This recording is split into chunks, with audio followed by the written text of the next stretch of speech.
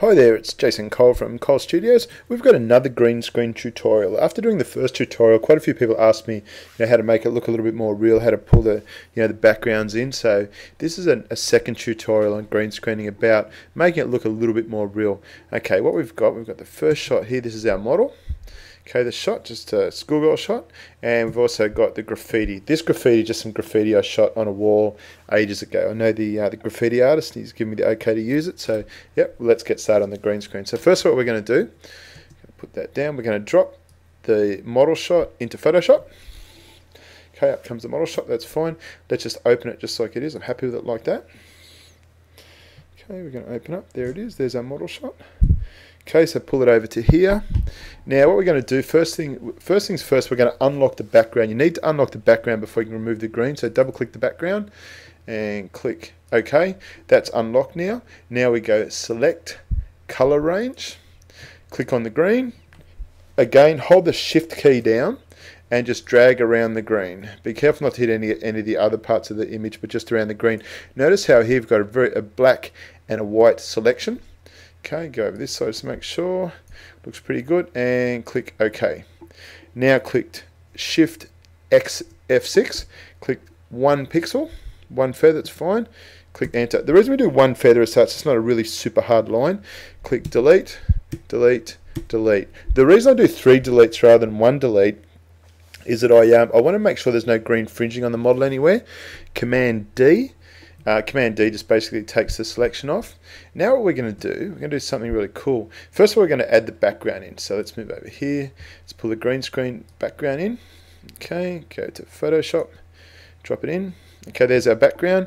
Now what we're going to do, I've hit V, it's the move tool. I'm going to drag that over there and I'm going to hold shift down and let go. Now what holding shift does, that basically just makes sure it's dead center in the middle of the image. I'm going to close the other one down because we don't need that anymore. Now while holding down shift and option, I'm going to free transform this. So I'm basically going to make it fit the full background. So I'm going to go like this. Okay, up to about there. Perfect. Hit enter. Enter commits the free transform. So that's our background. Now what I want to do, I'm going to make the model the focus of the shot.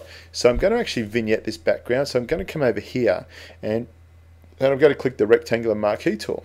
I'm going to go up here. Now if you notice up here in the top left hand corner, the feather is set to 250. That's really important to have the feather set to that so you get a nice smooth like rounded edge on the edge rather than a square edge. We're just going to go like this. Going to draw, yeah, just like that. Draw the box. Let go. Again, what we're going to do, we're going to invert it. Shift Command I to invert it. So the reason we want to invert it is we want to work on the outside, not the inside of the image. Now Command M, which brings up curves, and what we're going to do is going to drop those curves down. See the outside of the image has gone dark? Perfect. Command D. Last thing we're going to do, we're going to blur that a little bit because we want the model to be the focus of the image. So we go Filter, Blur, Gaussian blur, probably about 10. Yeah, see that's perfect. That is perfect. Click OK. Alright, next job, we're going to pull layer 0 up over layer 1. Now there's our model. The thing is, it looks cool, but the model doesn't actually look like she's actually there. She still looks like a little bit placed in. So what we're going to do, we're going to turn off this layer here. Now, so all we've got again is just the model. We're on layer 0, so the top layer. This time what we're going to do, we're going to come over here and select the quick selection tool. And we're going to draw around the model. Okay, so what we're doing here, so what I'm basically doing here is just selecting right around the outsides of our model to about there. And what we're trying to do, I'm trying to get the outline of the model. You'll see here, if it's catching up to me. I can work faster than the computer can work. Okay, that's good. Now, again, we want to add to the selection, so we're going to hold down Shift. Okay, and we're just going to go up there. And going to see a little bit under her arms. This is very important for what we're going to do in a sec. Okay, go into here. See the quick selection tool just automatically selects that. Going to come up into here, up where her hair is, and go down. And so to about there. Yeah, that looks pretty good. Okay, so that's our selection done. Okay, now what we're going to do, this is the tricky part. We're going to put another layer on. Okay, and now we're going to turn off the model as well. So now all we've got is just our selection. We go down here, it's actually set to green, so we're going to set that to blue, sorry, to black. Okay, hit G for the paint bucket and fill. Now see there, see what we didn't do there, we didn't invert it. Okay, so let's go Command Z to undo, Shift Command I to invert it, because what we want just the internal selection, not the external. Do it again. Now see, we've sort of got an outline of the model. So that we're going to do, now we're going to go Shift Command I to invert it again. So what we're doing now, we're now working on the outside of the image. Go Shift F6. And this time we're going to feather it about 25 pixels. Now my image is 4,000. Actually, it's about 5,600 pixels on the longest side, so it's quite a big image. That's why I'm going to do a lot of feathering. On a smaller image, you would feather a lot less. So just click OK. Now what we do, we just click Delete. And see how it's feathering the edges of the image? Because what we want, this is going to be a shadow, and we want this to be really soft edge. So go there. So I've clicked it probably 5 or 6 times. Command D. And there's our shadow. So now what we do, we drop that shadow down underneath the model. Okay, we turn on the model, turn the background on. There's the shadows looking really good. We can't actually see the shadow, but it will look good when we move it. So now we do V on the keyboard, which is basically the move tool. Hold the Shift key down and bracket. See there? So now all of a sudden we've got a shadow for the model.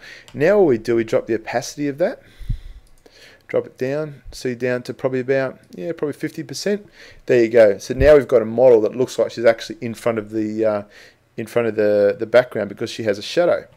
Okay, move this over a little bit more. Again, a bit V, probably to about there. I like this in here. I like the fact you can just see like the shadow from the arm there. So I'm trying not to move it out too much.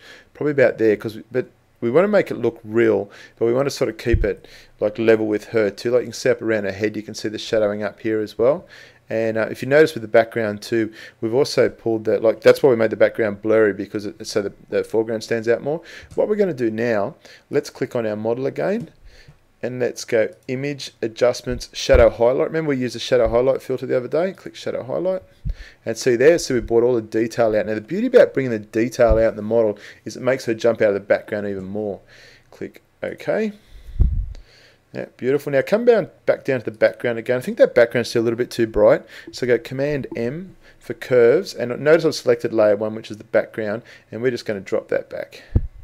See there? Now she's really jumping out of it. Now last thing we're going to do is we're just going to smooth her skin out a little bit more. So we're going to go Filter, Nik Software, Color Effects Pro 3 Complete. Okay. And then what we're going to do, we're going to pick the skin filter. So over here, see the dynamic skin softener? Yeah, that's really nice. It's softening around the legs and the tummy in that. Okay, pull this up a little bit more detail. A little bit more detail here. So what I've got, large details 9%, medium 14%, small 20%, and color reach 25%. That's good because that's really going to smooth her skin out. And if you have a look down here, if I go there, say on her tummy, you can actually see down in the loop view, the bottom right hand corner down here, you can actually see what it's actually doing, like the before and after, and see that's a huge difference. Yeah, beautiful. Because remember, this is a glamour shot. Click OK, and the skin will smooth right out.